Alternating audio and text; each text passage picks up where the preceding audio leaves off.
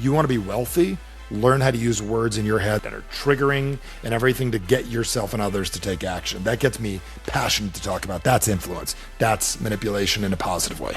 What we need to do is not really necessarily work that much harder. We need to change what our average is, maybe about 5 or 10%. If you literally will change a few of the things you do regularly to more of the things that you want, your average shifts. That's why I say average sucks, and it's also jarring, the words. Hey everybody, welcome back to the Unemployable podcast. I'm Jeff Dudan.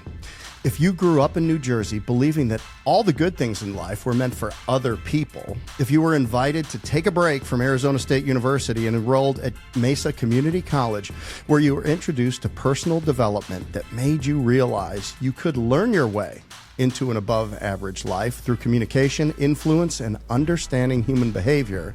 If you are the founder of the Human Communication Institute, global speaker and influencer, and author of Average Sucks, your name can only be the incredible Michael Bernoff. Welcome.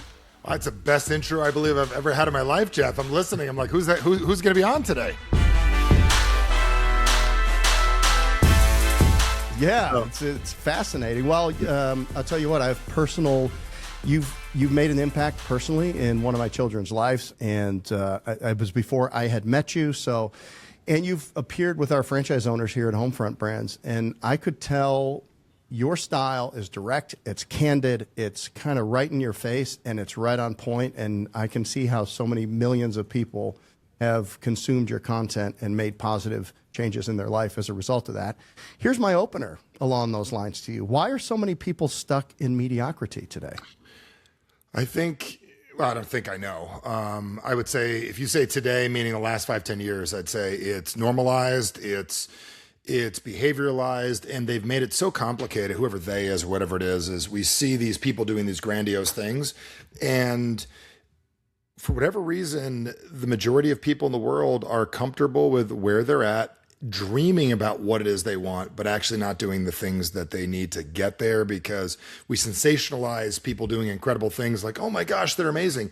And most people are asking the question, how do they do that? And I'd say less than 1% are saying, how can I actually do that? And I would say that's where the biggest problem comes in, is most people are getting enough drugs in their mind, watching other people succeed, being told it's okay to be with where you're at, watching other people, and never really learning how to achieve whatever it is they want, whether it's personal, financial, health-wise, relationship, love life, intimacy. We can go in any direction. And it's very sad that most people are conditioned to want to be like other people rather than be the full version of themselves.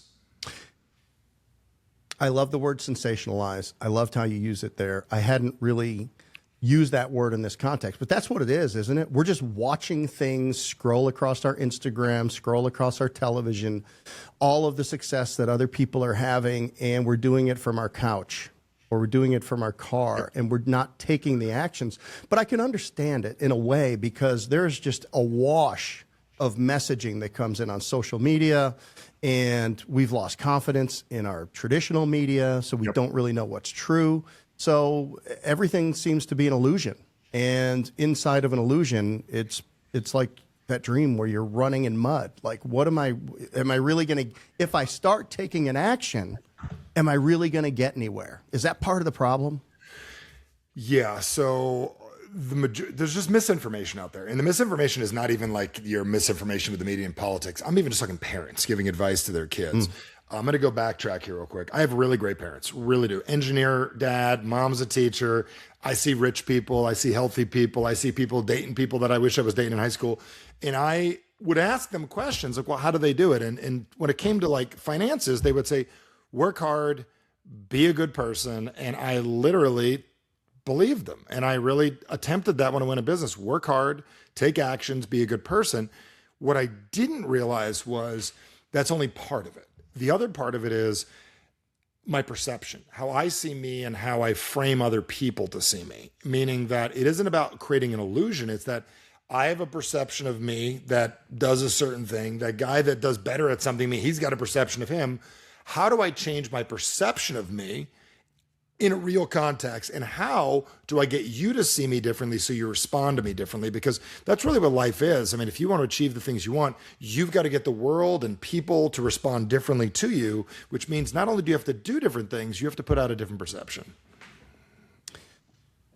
That would resonate if you weren't like a coder and you were building a product, an app all to yourself. I think the guy that built the Plenty of Fish app was $10 million in ARR before he hired his first other employee. Wow.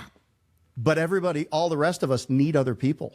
Yep. We are just wrapped up in other people. We give leverage to other people in terms of jobs or employment. We give power to other people in terms of caring too much about what they think. So it only stands to reason that if we can manage our communication in such a way that we're constantly creating leverage, or we're getting closer to the impact or the goal that we're looking for, then it would raise our average. It would change everything. If you remember these words, I start off all my events with these very simple words: is the way that we communicate with ourselves to ourselves communicates how we respond to ourselves. So it indicates, like, how I talk to me about me is how I'm going to respond to me. How I communicate, how I see me, is how I'm going to respond to me. And what's crazy is how I communicate with me is also going to indicate how you actually respond back to me. So how I use my words to explain my life, my problems, my desires, my dreams, is really how you're going to treat me. And it's how we're going to develop our relationship. It's whether it's going to be serving both ways, or I'm going to be that annoying person that is going to be needy that you're not really going to help. So I would say most people have never stopped to think that the way that they communicate with themselves, about their life, their problems, their struggles, their desires and dreams, is impacting how the world is treating them. You meet somebody at a conference, much like we met. We had a thin line connection to a shared event. Yep. What do you want to accomplish in the first 3 minutes of meeting somebody? The biggest thing, it's not that I even want to accomplish something. I want to know my outcome. So I've got a very, very simple system that I use, and it sounds simple as this. I want to make certain to show up as valuable as possible for myself and other people. So I've got a very simple system. Number one is I ask myself, what state am I in? Meaning very quickly, like, what state am I in? Am I frustrated? Am I annoyed? Am I bothered? Am I pissed off? Am I happy? Am I overzealous? Like, I've been in events before where I needed to do a presentation to people and they just came out of a meditation, Jeff. And I'm all fired up. Like I don't even drink Red Bull, but I'm a 90 Red Bulls high, okay, acting. And they just came out of meditation. I didn't check my state. And I really didn't do too good. That was about 15 years ago. Number one is, what state am I in? Number two is, what state are they in? Like, where are they really at? So if I'm meeting with someone, and let's just say you want to market something to somebody, you're a mortgage guy, what state am I in? I'm excited. I'm happy. I want to help this person. What state are they in? Pissed off, bothered, and confused. They have to be here. Most people don't ever recognize that. Second thing, what is my outcome? Well, a lot of us have an outcome, like I want to sell something to somebody, or I want them to date me, or I want to be rich, or whatever it is. I got to also know your outcome. So what I do, Jeff, I've trained my mind, and I'm going to throw a very simple phrase at you, is I don't train people to think different thoughts. I train people to think differently. And what I mean by that is the way we need to think about communication is it's not what you say, it's the response that you get. So again, I'll repeat that again. It's not what I say, it's the response that I get. So if I'm meeting you, I'm like, I got to quickly check, what state am I in? What state is Jeff in? What is my outcome? What is their outcome? And with that said, if you want to call it manipulating the relationship, I'll call it this. How do I make it as great for Jeff as possible? Meaning, how do I be the best me that he needs me to be right now?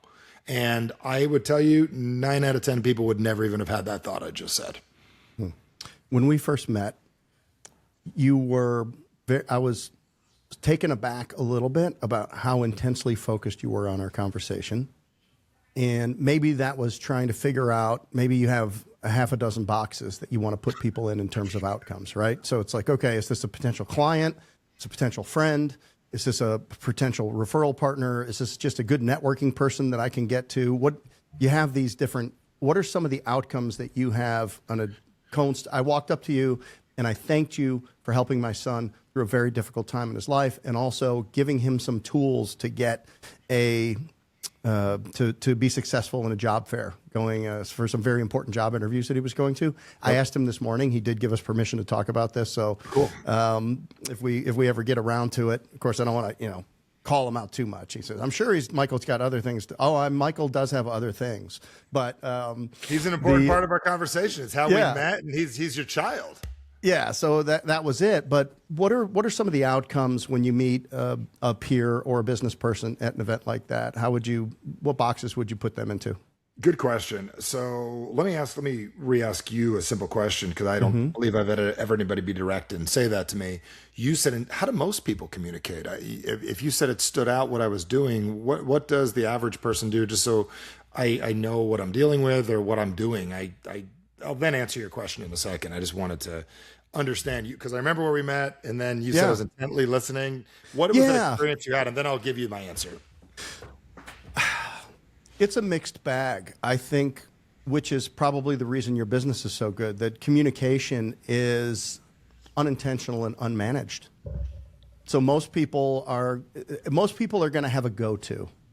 And this is how how are you? And you're going to make an inference about them on their tonality. Are they warm? First of all, what's their tonality and what's their warmth, right? Yep. Are they coming off as like kind and generous and just kind of in the moment there?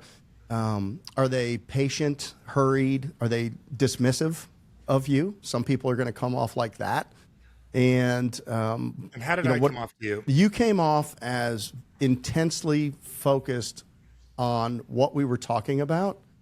And also you're tall, by the way, which, I'm 6'2", and I was looking up at you, which is not that common for me. So it doesn't hurt to have that advantage. Yeah. I mean, that's yeah. And I think you can use that in a couple of different ways. If you want, you can either be arming or disarming with it. But, you came off as very intentional. You were engaged in the conversation. You were businesslike, but also like, well, why don't we grab something to eat? Which that's another thing too. For some reason, you're at the buffet, right? And you have a choice. The person that I'm talking to in line going to be someone that I go eat with, or are they going to be somebody that I say, I'll talk to you later, and you go eat with somebody else, right? So you said, hey, why don't let's eat together. So I'm like, oh, that was great. And that made me feel good that, you wanted to meet. And then we sat down and we had a nice conversation over lunch. And you had a business thing to go to. And I said, I'm going to get a coffee. Can I get you one? The other thing you did is you accepted. Yeah. You accepted the coffee. So I'm a giver. And you made me feel good by giving you a coffee. I got my special order that I get. And when I gave it to you, you're like, that's really good. What is that? Yeah, quad espresso iced venti cup. Splash of coconut milk, powdered cinnamon, $4.17. But it's a Starbucks hack, but it's a great drink. So, and the whole experience with you was above average. Thank you. So it's been a long time since I put I would say the program in place. And what I mean by the program in place is one of my desires is really to accept the fact that most people have a neural pathway inside of their brain where everything looks about the same. They get up, they do the same thing every day. So how do I create an experience that is slightly different than what they expect? How do I make it memorable? And it's not like I'm sitting here analyzing this. This is decades ago that I developed this in my mind, and then I've just continued to perpetuate it with evidence that it works. Is my desire when I meet people is to really just decipher very quickly, where do I want this conversation to go? I'm very not interested in small talk. I'm not one of those guys that wants to talk about your golf game the entire lunch. It doesn't interest me. I'm not a guy that likes going to weddings and sitting next to your brother's best friend's cousin's uncle at some table. I'd rather just be with my family during those times. I'm not a small talk guy. So when I meet people, the number one thing is, how can I stand out in this person's mind and start creating what's called a new neural pathway? Because it's no different than when somebody meets somebody in business. Like, what are the traditional things people say? Like, if you knock on someone's door, you talk to them, hey, how are you? How you doing today? I was just in the neighborhood. If you sound anything like anything they heard before, you wind up in that box. You wind up in the box as their ex-husband, their ex-wife, and you shouldn't be in that box, right? So my job is, how do I stand out, be relatively different without being extremely a carnival show? And that's one of my first things that I do. Like, how can I create a unique situation where someone goes, this is interesting? Because at the end of the day, sales or business or relationships is, you got to get people's attention. You got to make them aware that you might know something they don't know. I want to offer value to somebody. And then I want to create interest and really have a desire to continue a relationship. That's where most relationships fail too, is you got to get someone's attention. You got to make them aware that I might have something of value to you. And then I want to make you interested in what I'm talking about. If you can't get those three things down straight back from Glengarry Glen Ross, I don't even want to teach you the next part, right? But that is where I would say my mind is. I want to say something and see how receptive you are to who I actually am, and not put on a show for you. So I'm going to say some crazy shit, and I'm going to say it sometimes. And there are certain people that are not interested, or certain people that go for the close right away. Like, hey, Jeff, you seem like a great guy. Let's do business. Well, now you're annoying. So I don't know if that answers your question, but that is how my mind is working. I bet we go deeper, I can get even more. Do you ever get a reaction where people just are not into the intensity or the forward nature of your conversation? Of course. And they just, what is their reaction? They just go away? I mean, I get people, I intimidate people. I intimidate a lot of people. Intimidate's the right word, but I'm not, my wife had explained that to me. Number one is I'm larger than some. I'm a very nice person. I'm very kind, but I'm larger than a lot of people. I also know that there's that, and then there's their own insecurities that come out. So if someone's not interested, I look at life as timing. It's just not the right time. Maybe I said something that didn't work, but I don't really care, because I learned a long time ago, and it's interesting.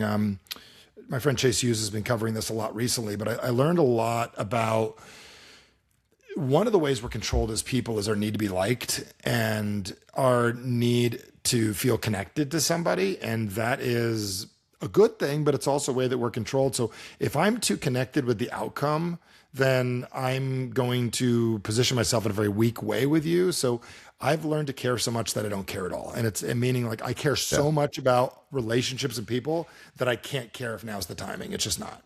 So that's one of my frames that I take on, is I care so much that I don't care at all. I've seen you engage an audience and work cold with some people, I guess crowd work for lack of a better term, and you knock people right off their pins right away. Is that for the purpose of other people observing it, or is that just core to you getting to the bottom of driving change really quick? Well, I guess I'm impatient. I become more impatient over the years. I don't want to put on a show. I want to get there quickly. Change happens faster than slower. When a person physically gets over traumas or challenges that I help people get through, when they finally do it, it's instant. So one of the reasons I go very quick at people is I want to check the leverage point. Now, you'll also watch me back out. If I'm going to go real quick to see how fast we can go. And then if for some reason they put up all the resistance, I may push one more time and then I'll back out. But I also know that people want to move quickly, and sometimes they need their pattern broken. So I'll just walk in and I'll come at people quickly. It depends what's going on. Somebody says to me, hey, Michael, will you show me this? I say, do you really want to know, or are you just asking? Because I want to know if you're someone that's going to get this quickly, or I'm going to be talking to you for an hour. You pick. They've never heard that their entire life. And remember this, when somebody, I do a lot of hypnotic work, and I don't mean like dance like a chicken. I mean reframing of people's psychological positions for fighters, and working with people in the movie business, people that do speeches, people that have had horrible things happen and now they got to get on stage and talk. And one of the things that I've recognized with people is that if something is new, like, oh my God, I've never experienced this before, what's happening? It's shocking. They say, this is new, what should I do? And they actually, all the resistance goes down, and they're like, all right, well, I'll give this guy a try, even if they don't mean to. So part of it is coming in fast and hard, which most people are not willing to do. Not always in all situations. You got to know what you're doing with if you're doing this. You're playing with communication and bomb detection are two things you can't take back. You can't get back a spoken word. If you cut the wrong wire, everybody blows up. So communication does not have a second chance to re-say that thing again. You can say something else, but we got to get good at this, which means you got to learn. You're going to screw up. You're going to blow a few things up. What's the role of emotion inside of effective communication? The way you frame that, bomb detection and communication, I immediately went to thinking about when I got emotional and said the wrong thing. And said it in the moment. It was clearly an emotional or defensive or ego-driven type response. It wasn't appropriate. It certainly wasn't helpful. How do you manage emotion inside of effective communication when you're dancing around the edges and maybe jabbing and probing a little bit? And if you remember, the whole thing with the emotions comes back to emotions is a confusing word for people. A lot of times they think emotions is crying or sad or happiness. There's also your personal beliefs and your identity that sometimes people attack.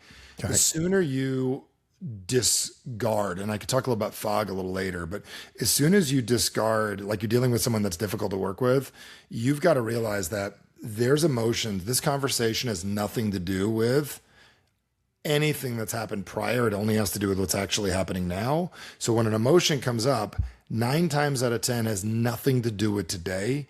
All emotions live in the past. 0 emotions live now, period. You're getting historical.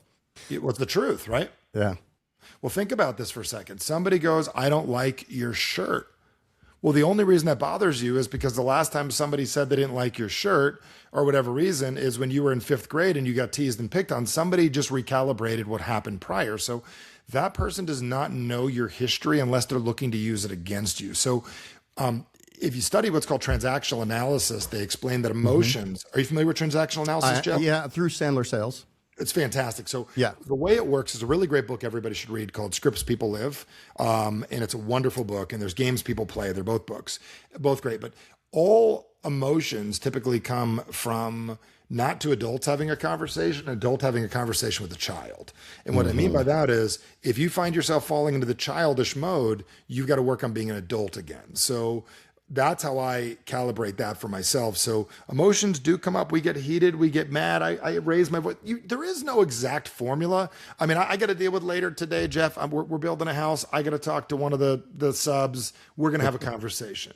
I know how far I can push that. I also know when you're dealing with Disneyland, if they're not doing what you need, you will raise your voice. You will tell them how it's going to be at that hotel. You will straighten them out because they want to make you happy. So you've got to play with that. But also remember, it's a game and we're acting.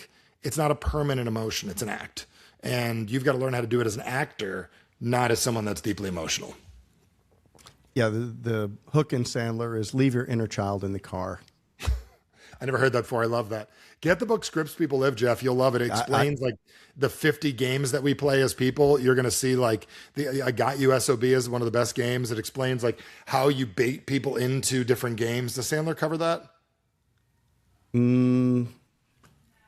in that exact way. It'll be funny. It's like you don't realize you're playing a game with someone. Like you're like, oh my God, I'm in someone's game right now. And it requires 3 people. It requires a victim, somebody to victimize somebody, and a savior. And it only requires 2 people, but they play 2 different roles. So somebody allows you to victimize them so you can save them, or vice versa. And we switch roles in the middle of a conversation. So you've just got to ask yourself, like, what role do I want to be in this person's life? You familiar with Robert Greene? I have all his books. I don't read them well for some reason, but I own them. God, a lot of words, not a lot of pictures. But 48 Laws of Power. I own 3 copies. People keep buying it. I have like 10 copies of that in my office. Yeah. Yeah. I got that for each of my kids for Christmas this year. So they're all getting 48 Laws of Power. And all of their significant others or spouses, where applicable, are getting Mastery. Great. And then, Jack went through the breakup, so I think I'm going to give him The Art of Seduction. Seduction. I was about to, if you didn't say it, the best thing about it is you'll learn when you're being seduced, especially as a young man. There's a lot of women out there that were trained by their mothers or their fathers how to do that incorrectly, and vice versa. There's a lot of seduction that happens to you that you get baited into becoming a child. And the last thing your son needs to be is be a baby in his relationship. So if you read the book in reverse, and I read that one, he will learn how to not be seduced, but actually how to seduce in a good way, not negatively, positively. Well, so, you could, was it Neil Strauss that wrote The Game? Yep. And you could say that you're reading that on how to pick up women, or for women, how to pick up men. Mostly it's men picking up women. It's the secret society of pickup artists. Yep. However, applies directly to business. It applies directly to communication. It's how to break the ice, how to be interesting. How did we just start this conversation? What do you do in the first 3 minutes? Well, I mean, that's a fascinating book, and it's a true story, and it's got Britney Spears and all the people in it. And so it's just crazy to read. But at the end of it, whether it's neurolinguistic programming, which I know that you're an expert practitioner in, or it's TA, or whether it's these things, it's all about seducing the other person to get to, and I would say with good intent for them. It's manipulation or seduction with good intent to get them an outcome that they're looking for, then in whatever way that you can help them achieve it. So for me in franchising, it's about the outcome. It's about One day down the road, you're going to sell your business to somebody and you're going to get a bigger bag of money for it than you started with. So what are all the 1,001 things that you need to do to build a business that's transactable inside of that? Well, you first have to start it in a scrum, and you need to learn the business, because if you don't know the business well, then you'll never know if people are doing it well. And then now you have to build a team. Now you've got to build a community out there of people that are going to refer you. Now you've got to do all the technical things. Now you probably need to understand some finance and accounting, and you need to be able to understand what you're building and why you're building it so that people are going to want to buy it. So really, all of these things are just manipulations that to help them achieve an outcome that's to get a bigger bag of money when they go to sell a profitable business some years down the road. And and how much of all of what is there any piece of what I just said that doesn't have to do with people? No, everything is people. I mean, the whole world is. I got a sign downstairs that says your future hinges on your ability to communicate with yourself and others. And everything in life is people. In order to get anything you want, it's going to require the help of somebody else. I'll give you an example. A loan at a bank. You have to influence the bank to give you the money. The influence is either you had to influence yourself to have good credit or have good money prior, or you've got to be friends with somebody to make a sale. There's a level of influence to fall in love, to have a child. Everything comes down. There's never been anything that is never had with that communication. I'll be also the first to tell you the violent subject matter in the world is communication, more than guns. I will tell you, there's never been anybody that's been killed by a gun that words weren't spoken first, either to themselves or someone else. You can't even pick up a firearm without talking to yourself. Pick up firearm inside your head. So you guys, I want you to think that through. Those of you who listen to what I just said. Words have killed more people than weapons ever have. Words prior than the weapon. And the reason I'm saying that is they're violent, but they're also used to break things that are happening. So we need to the type of violence I'm talking about is the violence that a Martin Luther King and a Gandhi used. And pause and think about that. They were violently not okay with the way the world was, like violently not okay in their mind. Peaceful in the world, but they wanted to destroy what was to build what could be. So sometimes we need to use a little violence in our heads and go, I am disgusted with the way that I'm acting. That food, I could eat that, but I'm poisoning my body, versus really being a person that's being kind and gentle. And I would say what's screwing up society, Jeff, today is grammatically correct communication versus effective communication. I will tell you, grammar will get you a degree and a job for $49,000 a year, or an editor for 80 grand a year, or maybe make 500 grand a year. You want to be wealthy? Learn how to use words in your head that are violent, that are triggering, and everything to get yourself and others to take action. That gets me passionate to talk about. That's influence. That's manipulation in a positive way.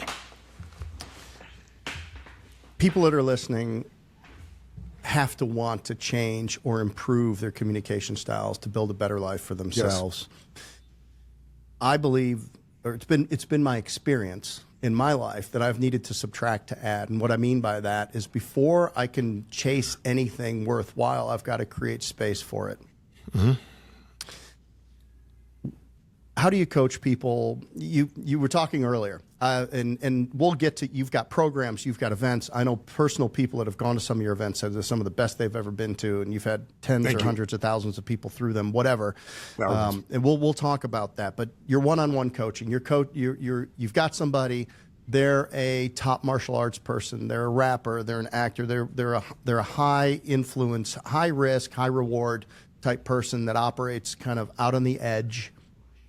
How do you talk to them? What can you give them that they can increase? And then how do they create space in their very busy life to be able to implement some of the things that you teach them? Well, the implementation of any of this stuff doesn't take much time and effort at all. It's not a time thing. It's, again, a shifting in perspective. The biggest limiting belief that we need to get rid of, we're going to talk about getting rid of anything right off the bat, is the biggest issue people have is the invisible outcome, what I call. And the invisible outcome is, and I like when your eyes light up like that, because you're like, what's that? I'll write that down. Mm-hmm. Invisible outcome is the outcome that you don't know that you're operating from, that is controlling the majority of what you do. Because most of our current actions are based on what we've already thought about years ago. And here is the number one limiting belief of all high functioning people. Because I train high functioning, highly effective people highly functional people that are driven on how to be highly effective and highly efficient. That's two very different things. So a high achiever is not highly efficient. They're a driver. They're a doer. I want people to be highly efficient and highly effective. Those are two very different things. The least amount of words to get the biggest amount of result possible, period. So when we talk about limiting beliefs, what to get rid of, the biggest thing we got to get rid of in our schedule, because once you get rid of a belief, you then get rid of everything that was attached to it. This is the most fascinating thing in the world. So I'm going to play with you real quick, Jeff, and ask you this. Do you know what the most destructive belief that stops you from being the best you can be is? We've done so much research on this. And whenever I make an absolute, this will create arguments, which is always good for the podcast. I got 1.2 million views on a thing the other day, just telling people the worst thing to say to your kids. And it was fascinating. I got also 85,000 followers and about 200 people told me to screw off, but whatever, it doesn't really matter. So just take a guess at it. What would you think the worst belief of all the people we know in our groups that are making $100 million, $50 million, billionaires? Like, what do you believe the worst belief that we could have as a human being that would stop us from being successful? Just maybe it's like 10, Either I can't do it or I don't deserve it.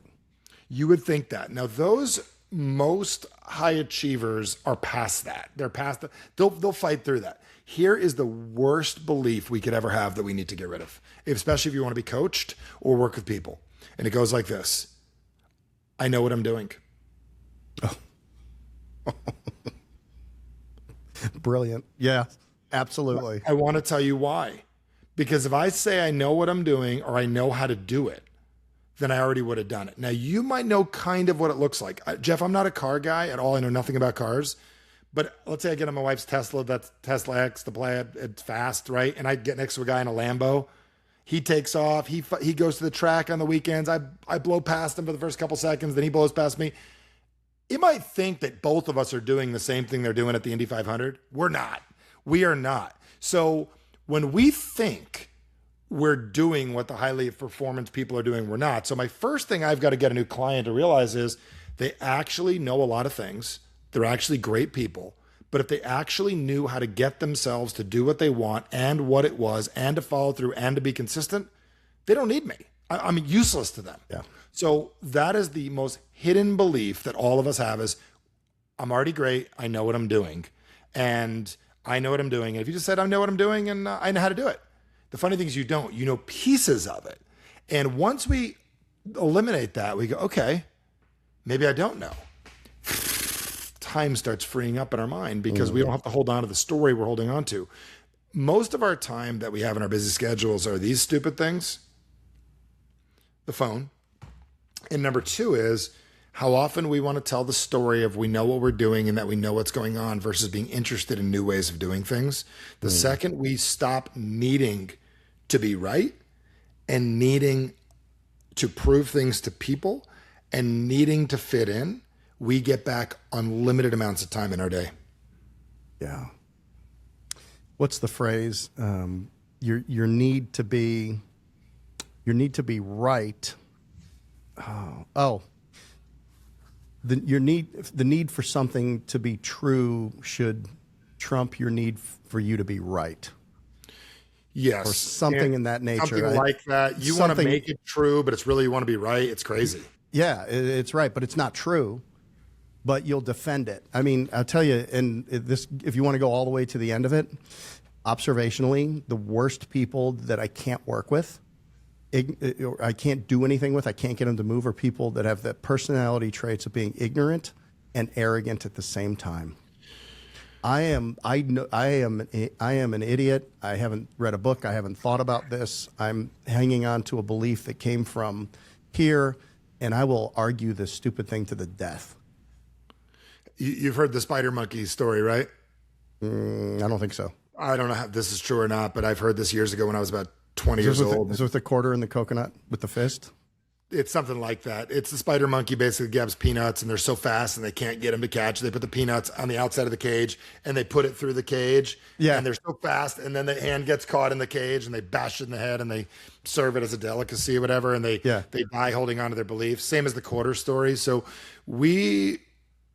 my biggest shift that I make for people, and this is where I scare people unless they're in one of my events, is the ability to admit that you were wrong And it's such a painful thing. People will stay on the wrong diets. They will not get they will not get treatment over diseases for this. They will stay in wrong relationships. It's very, very sad. So willing to be okay failing. I had a client years ago, right? And martial arts guy, one of the top judo guys in the country, and couldn't figure out how to get out of this relationship. This woman treats me horrible, blah, blah, blah. Why can't I leave? Why can't I leave? Why can't I leave? Oh my God, she treats me bad, treats my son bad. What am I doing? I'm so tough. And when he goes home, he's a wimp, right? Took me like 2 days of the event to figure out the problem because none of it made any sense. Because what he was telling me, he was so influential. I was actually listening to him and I believed him. And then I looked him in the eyes and go, you know what your problem? And he goes, what? I go, it's not even a problem. What your programming is, you're not good at losing and taking a loss. He goes, you're right. It's painful. What if this is a loss? What if you just got to admit this didn't work? Take a loss. Take a loss on your balance sheet. Take a loss. I know you've had to do this, Jeff, in your companies. I've done this in my companies. Take a loss with getting rid of programs, taking a loss of like other stuff. We've got to learn how to take a loss in our lives. And very few people are good. You have to be just as good at winning as good at losing, which means every once in a while we got to take a loss. So that guy goes, I got it. I've got to admit, I'm going to lose here. I cannot win this. I don't want to put in the effort to win. I'm not able to win. So the guy takes a loss, realizes it isn't right, goes about his life. It's kind of funny. They got back together about 2 years later. It's great. They're married, have kids. They got figured it out. But he had to take a loss to stop doing it the way he was doing it. And I think that's a pain point for people. They're not willing to take a loss. We're jumping all over the place, ADD style. I'm enjoying this. Yeah. So did he need your coaching or did she need it more? Yeah, he did. He worked with me one-on-one afterward. I helped him with that. So back to the coaching person.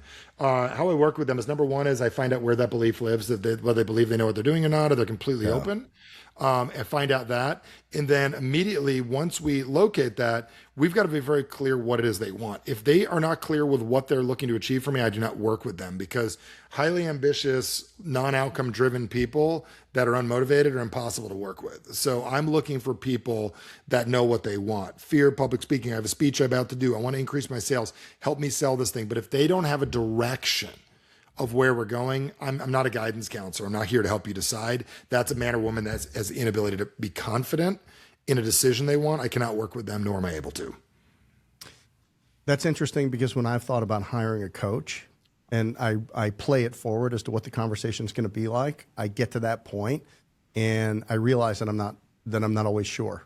I'm like, well, and then it gets back to me, if I just decide what I want to do, I know how to go get it. I already know. Yep. And then it's just a matter of taking action or taking something, it's usually when I consider going to get coaching, it's because there's a decision that I'm avoiding. Yes. Well, there's the decision I'm avoiding, and then there's not willing to decide what I want. So people will hire me and they're like, hey, I want to get X, Y, or Z. And I'll get excited about helping them get X, Y, or Z. Very simple. Like, Michael, I just don't feel right. I'm not sure why I'm here. I mean, I'll dig for a little bit with that person, but that's not the client I take on. At my events, that comes up. I mean, but I have to be clear. Like, I want to make a relationship work better. I want my husband to love me again. I want my wife to be proud of me. Whatever it is, as long as we've got a direction, we can work on it. But here's the deal. They do know what the problem is. They're not willing to say it. That's and right. I'm not going to force them to say it. Once they admit it, we can do something big. Let's talk about labels. Yep. Why is naming it so important? I mean, everything's a label. The label creates the emotion. So people say to me all the time, like, Michael, what's more during a movie or a film? Like, what's worse, visual or auditory? Like, where does the fear come from, or where does the emotion come from? And everyone thinks it's the high def, the 4K. Here's the answer: it's always the words. Because when you watch a movie and you see a horror movie, and you see someone getting killed, in order for that to feel, we have to go in our brain and go, what is that? And we have to use words to describe it. So words and labels control everything that we do. So I watch people, they talked about this at church the other day, where they said the word love. A lot of people, and I've been talking this for years, we apply love. And it was funny, like the pastor brought literally in something I've been saying forever. It was so cool. And he said, we use the word love on things like Starbucks. We use love on things like our business. We use love on things like, oh, I love this. And then we're wondering why we don't have anything left for our family. So we've got to figure out what things actually mean. Like, you've heard me talk about food before, and I will say, if you're addicted to something, you call it addiction, you're probably going to get stuck with it. But if you call it, I love cheesecake, you're going to want it the rest of your life. If you call it yummy or tasty or poison, it'll be different. But the problem is the label that we use. Like, have you ever, Jeff, had someone tell you sales is hard? Sure. It's a label, right? No, wait a minute. You hate that word. I don't like it. I don't you like hate the it. word I'm not sure. going to bust you on your own show. But No. sure is kind of like, go screw yourself. Yeah. Yes, Michael. I've heard people say that. Yes, it's funny. When people say it's hard, so is bending steel with our teeth, right? And the way our minds work, we go, sales is hard. What else is hard? Bending steel with my teeth and doing calculus. Sales must be like calculus and bending steel with our teeth. You think I'm kidding? I'm not. If you label it correctly, you'd say, actually, sales is harder than I'd like it to be, and it's something I have to get better at. The person that labels it that way has a better chance of getting better. The simplest harder versus hard is a different box inside the brain. I labeled alcohol as poison, and my drinking dropped 90%. You know, my favorite thing to tell people to do when they go to happy hour or whatever it is, they go, you know what I'm going to do? I'm going to poison my body for the next 2 hours and wake up not feeling good tomorrow, but let me order a drink. The second you start looking at it the way, like, you're going to be like, why am I doing this? Yeah. Why am I bothering? Right. It's You say, this is my favorite thing. I love it. Well, they're going to freaking do it all the time. Right. Yeah. Good for you, man. Be proud of that. That's a big decision. Yeah. Yeah. Well, look, you have to give up things. I mean, what are you willing to subtract from your life to get the things that you want to get? What are the things that are getting in the way? The big things, the little things. And, you know, I have the closer we get to the end, I mean, life's like a roll of toilet paper. I mean, the closer we get to the end, the faster it seems to go. Yep. And as I get to 57, going on 58 next year, then I realize that, man, I have a finite number of quality years left, and I haven't accomplished everything that I've wanted to accomplish. I haven't helped all the people I want to help. So I want to extend my usefulness. So what are all the things that are getting in the way of, I can do two things. I can either give myself more time, and I can start doing the peptides and working out and go to the cardiologist and get the scans and reduce alcohol intake and all of the things. Or I can be more efficient and more effective in the time that I have. So that's like a double whammy. I would do both those things, wouldn't you? Right. All the things. I would do all the things. I mean, and the way I focus on the habits that we don't want, like, it's a languaging thing. Some of you listen to this right now, you may be thinking like, okay, sounds good. But playing with this in your head is not like playing in the reality. I have a rule of like 16. I can't get into them right now, but 16 rules that highly effective communicators use. And rule number 16 is, in order to understand, you have to act, which means you don't understand us right now. You're hearing us. You're hearing it. You're thinking about it. You're analyzing. Go say this to yourself and give it a shot for a week. And if you don't like it at the end of the week, never do it again. But I would say, like, there's a lot of habits we picked up. Like our little problem that's big is our phone. I will tell you that 90% of your day is, at one moment, I'm just throwing numbers out there. You're looking at it, you're thinking about it, you're analyzing it. You're losing 2 to 3 hours every day. All of us are indirectly on that thing, whether we realize it or not. And you might want to admit, like, there are some things that were useful in my life at one time that I just don't really need anymore, that are just, I don't want to say old habits, but they were patterns that I used in the past. So instead of saying I sabotage myself, I picked up a pattern when I was younger to go drink and hang out with friends. Very useful back then. It's not wrong. It's just I'm at a different stage of my life. And when you start saying that word, stage, like step 13 of AA should be, I used to live differently because I didn't have the choices and abilities and strengths I have now. Less that I'm addicted, more I didn't understand, I didn't know, and I'm learning more about myself, and it's not useful anymore. When we start talking that way with ourselves, we start building a different future for ourselves. And I get excited about talking about that, because once you change the way you language things and label it, it's massive what it does. And it is so much about seasons of life. I heard a psychologist the other day, a very popular psychologist, saying, I don't think young people drink enough. And I was like, well, that's a hot, unpopular take, and I'm not sure that I agree with that. And he went on to say that he thinks that kids now get into social media, they stay in their house, they live their life through their phones, or they're using alternative things to change their state, like gummies or marijuana, which, again, that's going to put you deeper into your couch and Yep. deeper into Uber Eats. And you know, people need to go out where other people are, put their phones down, have a couple of social lubricants, and engage with other people. And if you think about your young life and the people that you have in your life and all the great stories that you have, that you probably tell your wonderful daughters occasionally, maybe not yet, but there's going to be some aspect of where you took a chance, you went on a limb, and maybe there was a couple drinks involved. So, you know, as a young person drinking a couple of 3 beers over a time period where you're out at an event with 20 other people and playing games or things like that, you can make a case that, you know, that is better than the alternative of using other mind altering drugs and staying at home and, you know, scrolling on Instagram. So it was kind of a hot take. I'm not endorsing that take, but it was a bit of a hot take. But it's kind of interesting because I understand what they mean by that. He's basically saying, in order to get your oxytocin fill, which is connection with people, at least when you drink, we talk. Yeah. And when you stay at home and you're on your phone, your brain doesn't work as well. Yeah, but alcohol is also connected to every single negative outcome that I've had in my life. The worst. Yeah, I'm not a fan. I get what he means. I mean, you probably can do that with, I think he means go to events, be part of things, socialize. Yeah. Yes, but I get it. I'm not advocating, but yeah, Jeff, that's an interesting take right there. And I will tell you, if you ever do want to make it in social media, have the courage to put things out there like that, because that is the only thing that, when I say the only thing, that is the only thing that is going to get you massive connection with people, is to take a stance like that. Yeah. Adversity. We've spent the last 100 years air conditioning ourselves, finding what, you know, now we don't even have to go to the store to get things. We can get things delivered between 3 and 10 o'clock today. All we have to do is press a button on our phone and it'll show up for us. Everything that we've done has been, every advance, every technology has been to make our lives easier, more comfortable, with less adversity. Why is adversity so important? You talk about it in your Average Sucks books. Yep. So adversity is necessary. And I'm just going to tell you, if you want to grow a muscle, you've got to destroy a muscle. If you have to go through some level. To the level, I can't speak per person. So somebody may get adversity because they went at 18 years old, they enrolled in the Marines, they got enlisted, they went over to Afghanistan, they come back. That might be their adversity. Someone else's adversity may be me, where I didn't have any as a kid. Well, I had a little adversity. I got picked on and teased as a kid. I was shy. Nobody wants to believe that one, but I was very shy as a kid.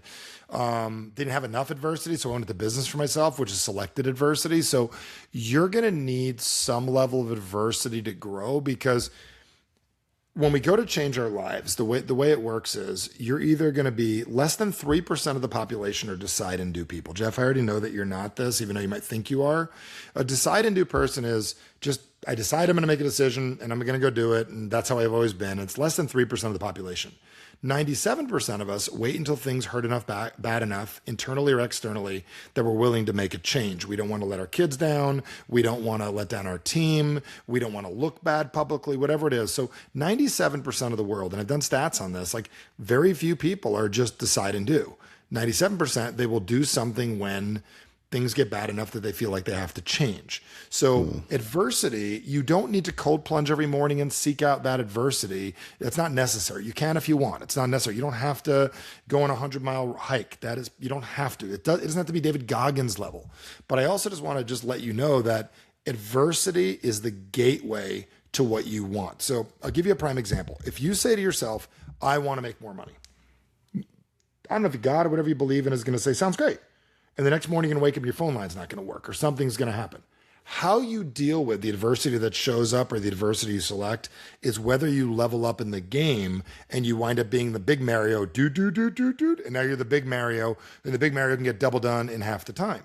But adversity is the gateway. So in the old days, adversity was a normal part of life. Like you watch Little House on the Prairie, adversity was just part of the show. Like every episode, somebody dies, goes blind. Half the people had polio. Everyone got it. So now adversities, it's so safe that you don't even need a lot of adversity. Like I remember, Jeff, like playing baseball when I was a kid. Did you play baseball growing up? Yeah, until 5th grade, I struck out in an all-star game and quit. Never went back. Okay. That's what happens to us as people. I, around sixth grade, didn't make the majors, like the minors and majors. And my birthday is October. I had one more year of the minors, kind of embarrassing. Never was good enough to play the majors. There were no club teams back then. And boom, done, out. Look, if you can't hit a curveball by 12, you're out. Yeah. Now, that doesn't mean you're really out. That means you got to get your shit together and you got to figure that out. That's but right. Adversity, don't welcome it, invite it, build an appropriate relationship with it, but don't go look for extra adversity you don't need. That's where people get addicted to it. And I think that's where they get it wrong, where they seek out adversity to feel important versus you're going to get it regardless. So I'd get going, keep your eyes open. It's coming, but don't go seek out extra adversity. You don't need it. That's a hot take because I have often wondered if I do that. If sometimes I let things go to a point to where it becomes a conflict, and I'm really good in a scrum in a firefight like that. And I never feel more alive than when I'm in that situation. And I don't think I do it intentionally, but I also do think that I know that I'm comfortable battling my way out. So I'm more prone to let something happen. I'm not fearful enough of it not getting there. So I would say that's a pattern we have. It's like a motivation strategy. I do it. My little one does it where like we create a problem right before we need to be motivated. Like I'm just going to take a wild guess. March 2020, when the world did whatever that ridiculous thing that it did. Dude, were you never been that on in your life? Have you? Like you went to war. I was my best. Yeah. I knew exactly what to do. I knew exactly I wasn't listening to anybody. I was going to do what I was going to do. I was built for that. Do you know what I'm saying? And everyone else took a nap. And I'm like, I was doing 3 courses a day every other week. Do you know what I'm saying? Yeah. I mean, I was like, you couldn't stop me. I thrived in it. The problem with that is, actually, there's no problem with that. That's one way to live, but that's not the only way to get where you want to go. You shouldn't seek out more than you need. Right. Right. I can go deeper on that if you want, but whatever you want to take this. I'd like to talk about the book. Yep. Average Sucks. And I had this, I'm sure it's stolen from somewhere, but I would tell people that average was one data point above you suck. I never heard that, but I love it. I'm going to borrow that. I'll give Jeff credit for the first 5 times, then I'm stealing it. That was good. That's fine. Well, I'm sure I heard it somewhere else, but that was, I have that in my presentations. It's like, do you really want to be average? And I had these basketball coaches growing up who were influential in my life. Gold card, they were way ahead of their time in terms of the psychological aspect. I mean, we would practice free throws laying on our back in a dark room. It's great. And our free throw percentage would go up more than if we had practice with a live ball and a live rim. Yep. And we were, anyway, 22 and 3. Everybody was between 6'2" and 6'4", motion offense, full court man-to-man defense, never played a zone. And we were all defense and all strategy and incredible team. And I learned so much from these guys, but they would say every day, you have the right to be mediocre. And, but not here.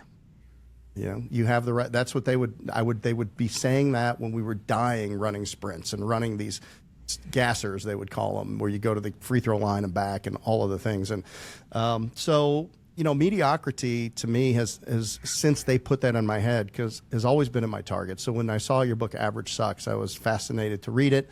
I went through it. And you talk about labels, adversity. You talk about admitting what you want to yourself. You talk about motivation. But, really reframe average for the listeners today.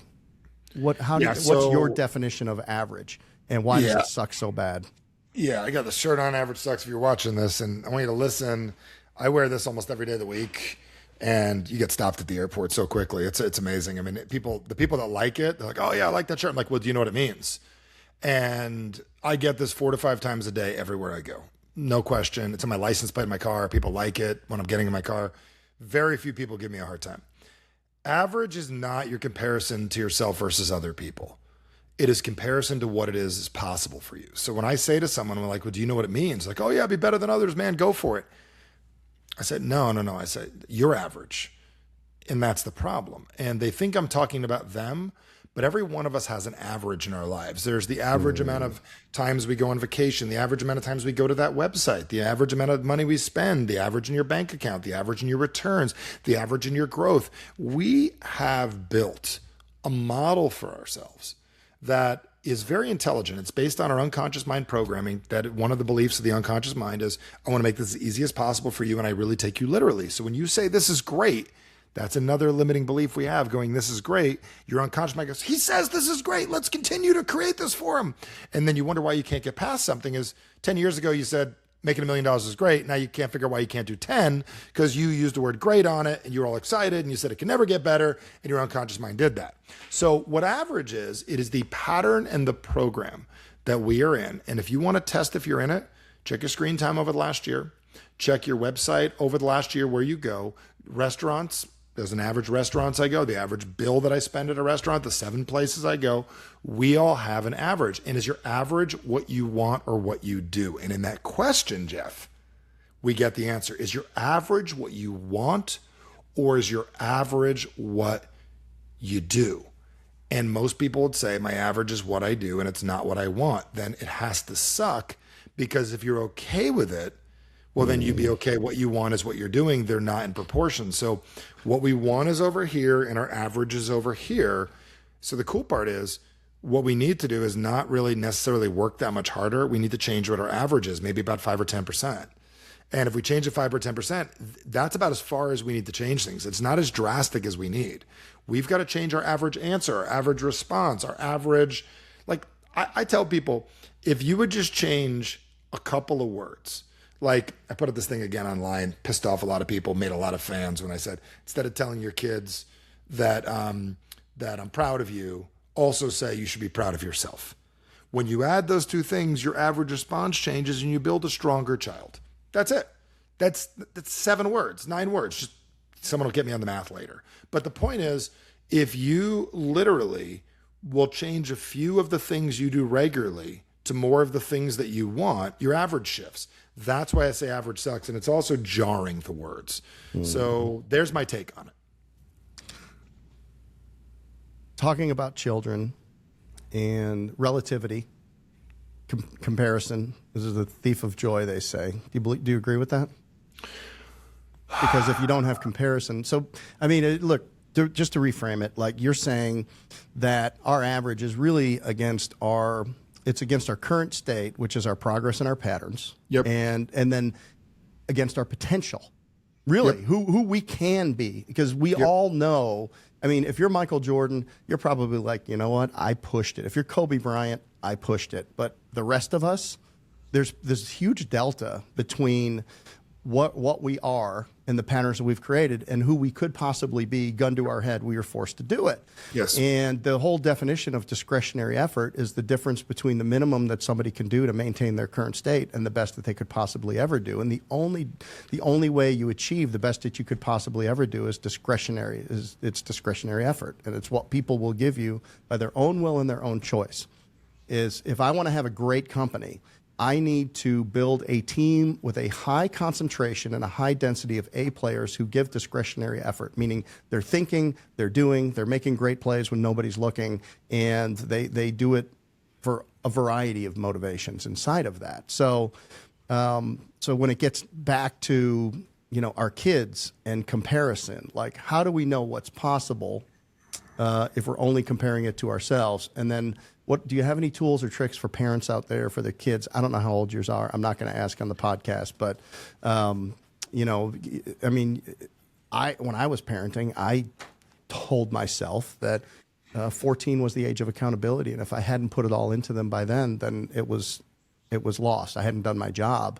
And then between the ages of 14 and 18, I turned their life over to them, all decisions, all consequences, because I knew at 18 my influence would be almost zero because they're leaving. So that was my theory. And in terms of raising kids and my little tools that I had to do it, what somebody like you who's an expert in all of these things, what can you share with parents? Yeah, so a couple of years ago, I had a guy say to me, this guy named Joe, it was literally about a year ago.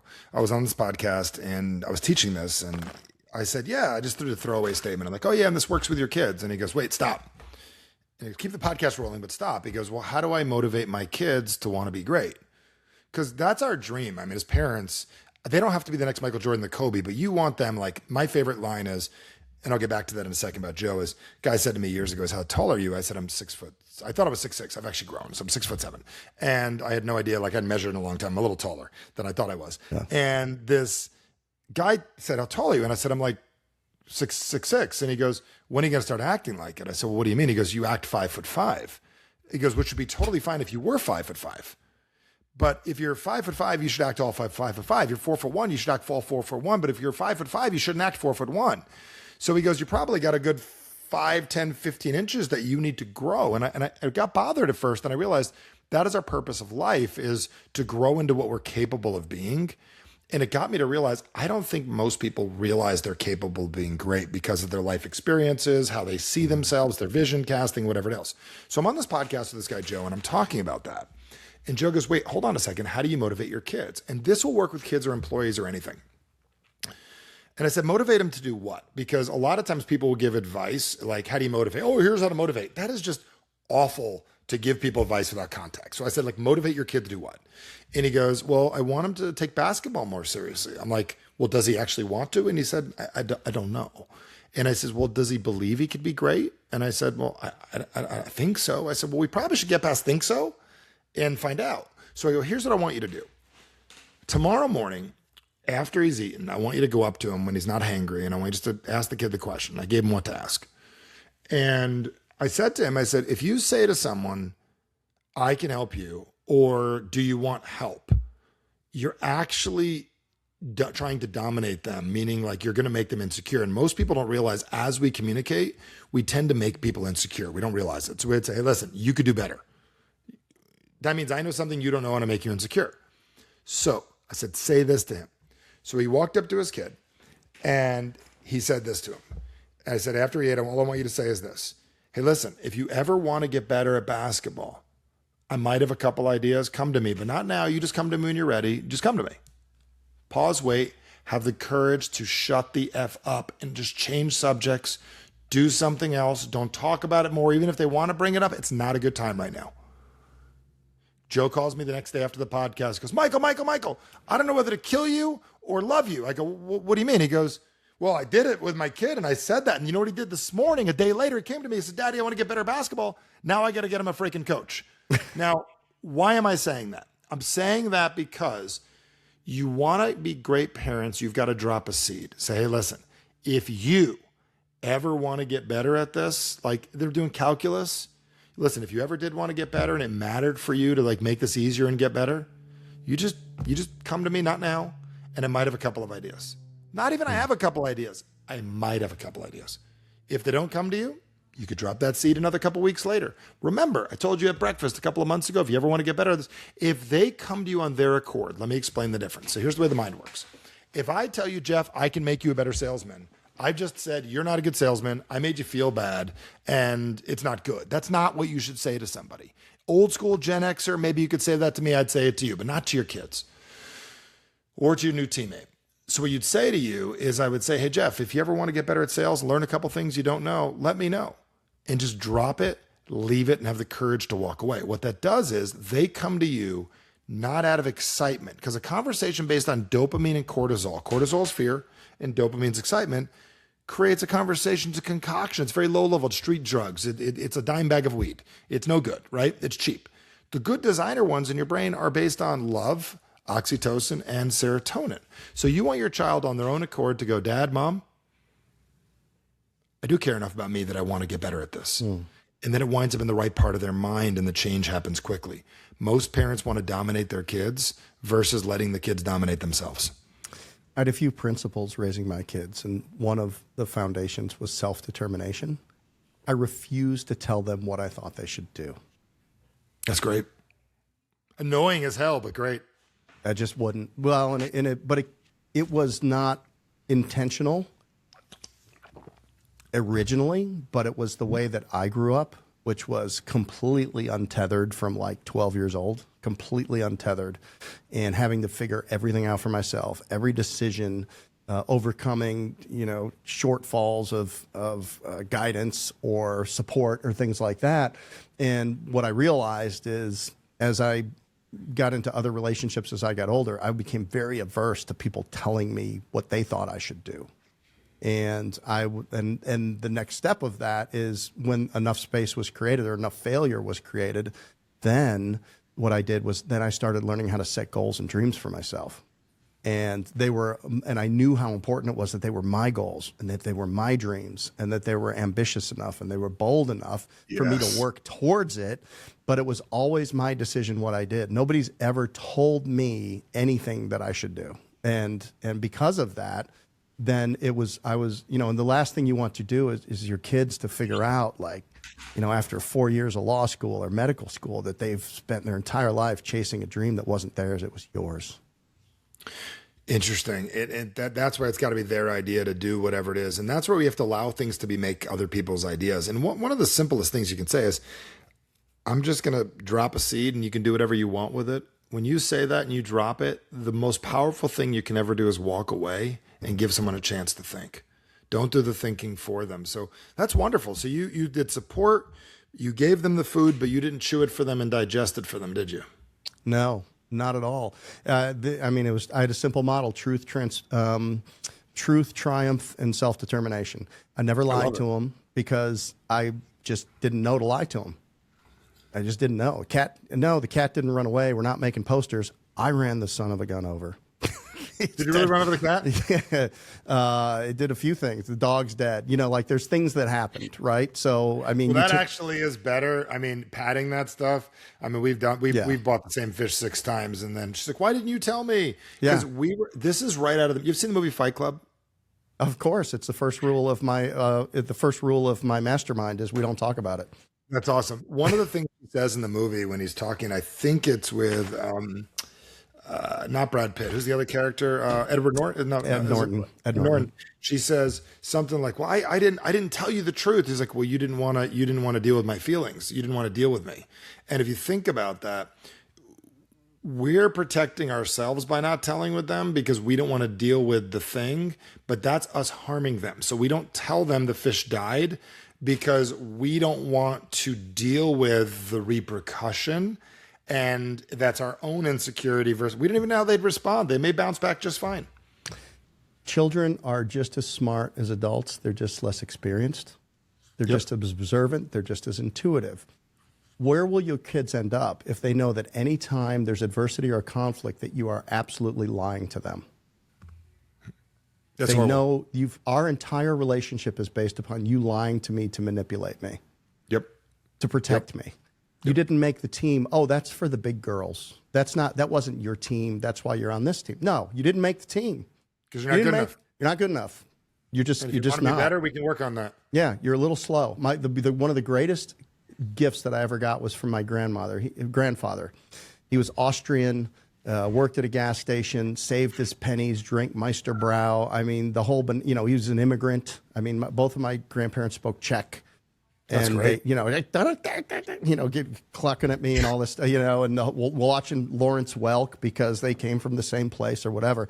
I had a polka band at my wedding as a result of all of this Polish, Austrian upbringing and whatever. But he told me, he said, and I had just started playing football as a junior in high school. I was a basketball player. And he told me, he said, "You're too slow. You're too slow." And I had just set the record for receptions, 56 receptions in a year, stood for 25 years, but I was too slow to get a scholarship. And he was right. But nobody, even my coaches, didn't tell me. I knew that I wasn't really that straight line speed. I wasn't that straight line fast for my position, which was a wide receiver. And I knew that I didn't have capabilities. I didn't have skills because I didn't play football growing up. I just was a basketball player that went out there and just was trying to figure it all out. But him telling me I was too slow led me. I walked onto a Division I school. I was uninvited back as well, like you were at Arizona State. I was uninvited back for all the reasons. I dropped back to a junior college, just like you did. And what I realized was I just had a failure. And if I'm going to get out of here, I need to be faster. I need the minimal viable speed to get a Division I scholarship. So what did I do? I enrolled I changed positions to defense But they changed me back because they knew who I was and that I knew I could catch. They're like, no, you're going over there. And I came here to learn linebacker. They said, no, you're going over there to tight end. And so I enrolled in Taekwondo for 18 months, stretching and kicking. And wow. Yeah. So what I realized was, and this was from my high school basketball coaches, I broke it down and I wrote it on goal cards. I need flexibility, I need explosiveness, and I need strength. So those are the 3 ingredients to speed. And so I joined Taekwondo to get the flexibility. I got in the weight room and I worked legs for the first time in my life, and I got strength. And then I did all the plyometrics, jumping off of boxes, all of the things, right? And I just got barely fast enough to get a Division I scholarship out to Appalachian State. But nobody of all the people in my life, everywhere, they probably assumed that I knew that I wasn't fast enough. But the reality of it is I didn't. Until my grandfather told me. Nobody told you the truth. Nobody cared enough to tell me the truth. And you weren't willing, and you have to be willing to live in that truth. So if I say to a sales guy, you're inconsistent, right? Yeah. He'll hear it, but then he needs to live in it. And then you lived in it and you did something with it. Like whatever respect you had for that guy that told you that, you did what I would train somebody how to do. Cause I would say, all right, you don't need to get faster. You need these 3 things. Cause faster is a concept, right? Yeah. But Strength, that's why, yeah. Agility, endurance, those are not ideas. Those are 3 things I can work on.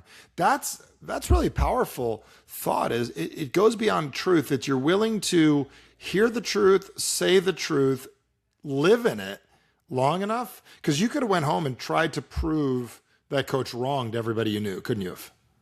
Yeah, well, it was my grandfather that told me. Oh, your grandfather told you, not the coach. I got no, that wrong. My grandfather told me. He knew jack squat about sports. He just watched all my games. And he just comparatively said, you're too slow to go to play in college. That's exactly what he told me. You're too slow to play in college. And he was right. That's the thing. He was right. I mean, I could have gone to a smaller school, but so wow. So how that manifested is I never lied to my kids about anything. I just never did. I always told them what it was and I didn't connect the dots till years later. And then triumph is you just don't rescue them when they fail. You let them bear the consequences of their failures, and by telling them the truth about it and all of that. And then self-determination. Don't teach them what to think, teach them how to think and get out of their way. Because if it's your idea, that they're going to quit. And that's your idea is not their idea. No. And they all do different things. I've got an econ finance guy and they all got other mentors who had influence as to what they ended up doing. And I got an econ finance guy who's crushing it in the franchise, did all of our deals here. My daughter is, awesome. She's graduating NYU Law School and she's going to work for K&E.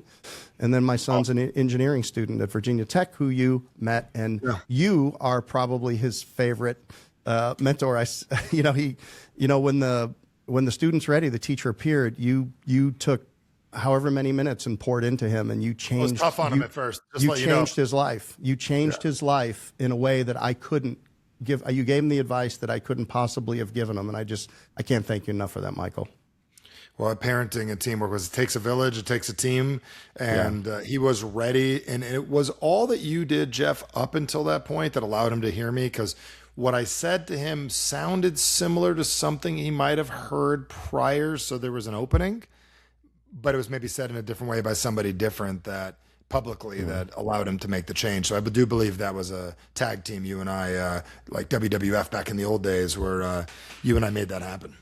Yeah, and just for the sake of the audience, Jack had gone through a difficult breakup. He had a girlfriend he really liked, and she broke up with him the day before school started.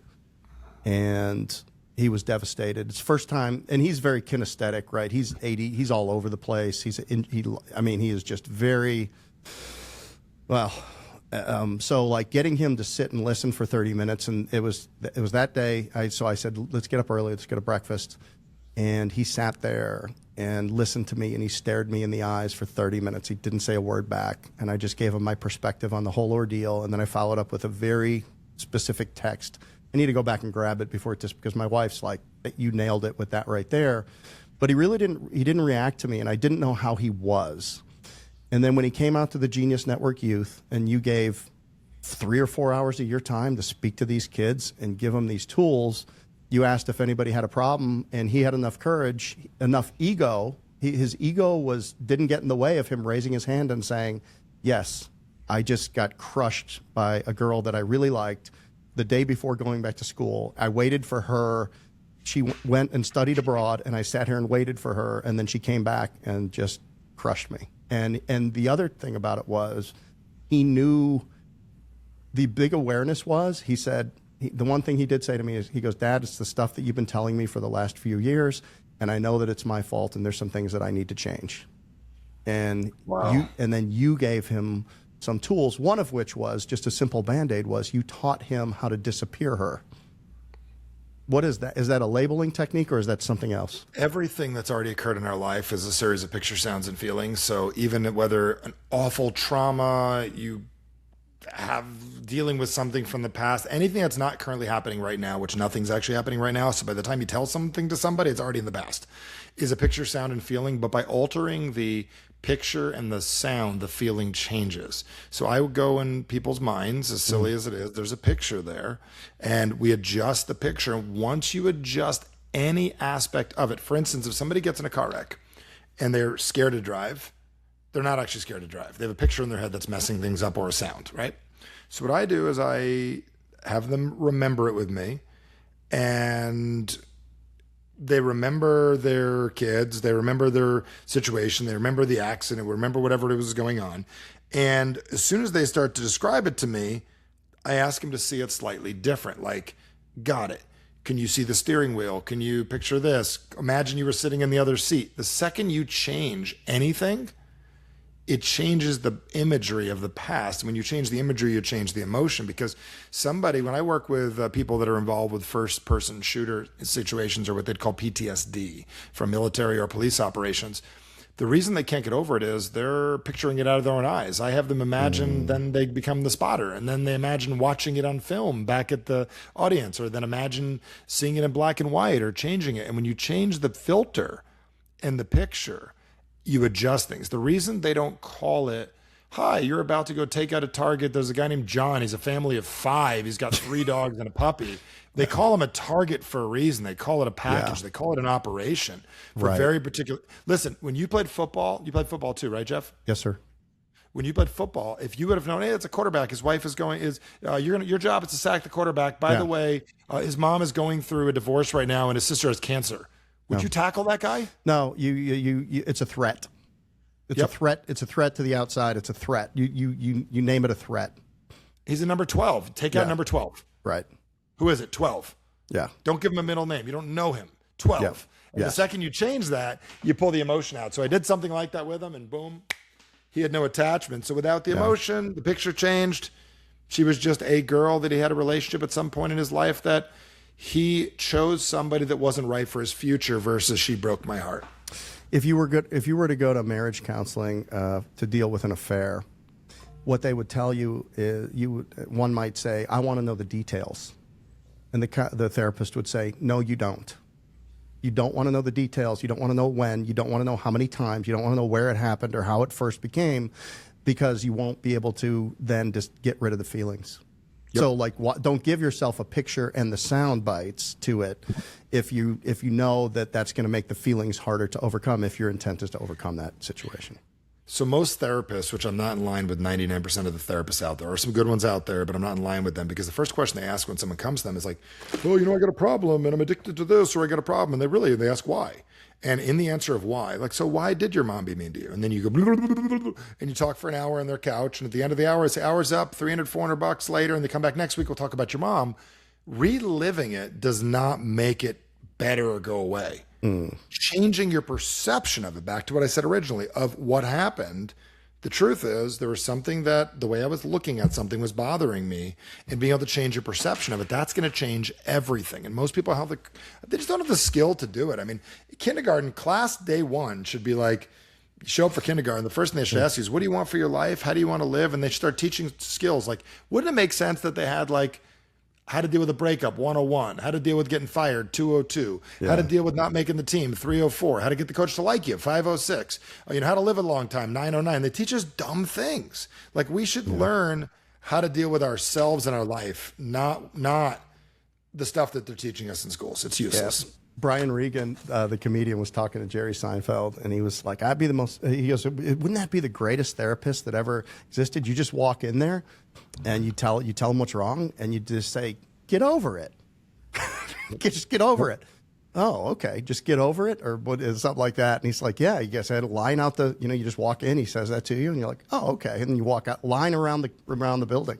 But no, that's not the way they do it. They want to think that they're special. So they take advantage of this idea that human beings want to think that their problem is special. Right. One thing I teach at my events is that it doesn't matter what you're dealing with. Your issue is actually just picture, sounds, and feelings. It's no worse than anybody else's, but you want to make it worse. You don't get it, man. I got hurt by that employee is no different than someone that got hurt by a paper cut. It's all the same level of it's not what you want. Second, you need to feel important. We make things worse than they are. That's a whole nother conversation. Yeah. Well, look, this has gone fast, and we're kind of we're up against it here, but this has been incredible, Michael. Thanks so much for being on. If you want to play, I have a curveball and a fastball for you. Well, they're both challenging to hit, so I'll take the curveball. Well, I'm gonna hit you with both of them. But before we do, we didn't get a chance to talk much about your events. Tell people how to get in touch with you. Direct them where to look. You've got a program coming up in the third week of April that I plan to attend, and I'm going to bring some of our franchise owners there, which is a multi-day event and an incredible value. But where would you direct people to go to learn more about how they can engage with you? Yeah, a couple things. One is find me, go on Instagram, just go on social media. I always recommend just do a little research if you want. If you're one of those people that want to tinker around, you can grab my book, Average Sucks, which is great. Amazon, Barnes & Nobles, whatever. This is something new. There's the book right there. If you're watching online, definitely get the book. And I wrote it to be read, not to make me sound important or look good. Like when the guy sat down with me and he said, "Hey, what do you want the book to do?" I want it to be easy to read and make an impact. So spend $20. If you can't turn it into 200 to 2,000, you did something wrong. That's my opinion. This is the thing that I was going to say is if you're seriously listening to this right now and you text me, just send me, I'm going to give you a phone number right now. And this is not my personal phone number, but my team runs this. I'm going to give you a number right now. It's 480-800-8051, 480-800-8051. All I want you to do is send me the word influence. It may send you something back. My team will book a time for us to chat, or somebody will get you what you need. If you want to know about the event, we'll send you that. I did do a special something for Jeff. I will extend that for this group as you're listening right now. I'm going to give you a little gift that you got to go through Jeff. So that's one way. If you want to pay full price, you can go to my website. Up to you if you want to do that, or schedule a time. You can talk to us about it, but it's 480-800-8051. Send the word influence. And then when they ask how we met, just say the podcast. Talk about Unemployable. Mention Jeff. And that's for serious people that either A, want to come to that event or learn about coaching or work with me, because the last thing you want to do is go to a website and not talk to an actual person. You make your own choices. You can do that. I want to help you be intelligent. So either I or my team, very happy to talk to you. And if I know you through Jeff, I might even jump on the phone myself.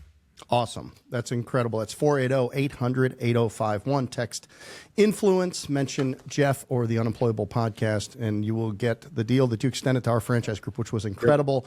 I can't wait to show up out there. Hopefully I get 10 or 20 of our interested owners out there, and we make a little thing of it. So going to be pushing hard for that. It's going to change the way they communicate for the rest of their lives. Yes. Awesome. Okay, here's the curveball. Gun to your head. You have to start a business in the next 30 days. It can't be anything that you're currently doing. Where is the opportunity that you see in the market right now if you had to start a business that you're not currently doing? Does it have to be something I understand at all? Anything you want. Okay. Could be something somebody else is doing. You do? Yeah, sure. All you want. I mean, I'd quickly go into real estate. I'd quickly fix and flip things. And the reason why I'd say that that's a good one is it allows you to get in with all the trades, which you and I have talked about before. It would do three things. It would force me to understand there's a start and a finish of the project. I can continue to do it or don't afterwards. It would involve me with multitudes of different trades, which would expand my network and expand the people that I know in trades know other trades. And it has a potential that I know from evidence that it could bring me 10, $100,000 to $200,000, depending the size of the flip. And I can decide if I want to do it afterwards, and I get the leverage of the bank.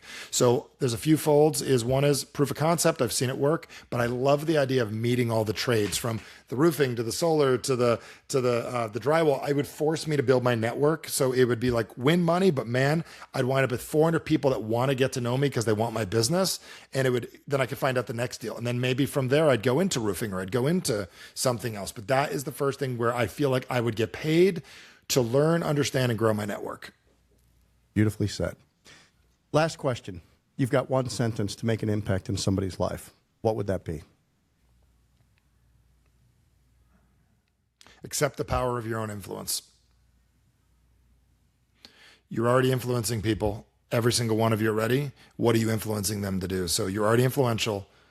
How much are you using it to get what you want and help other people get what they want? Accept the power of your own influence, period. It's a command. Perfectly said. Thank you so much, Michael.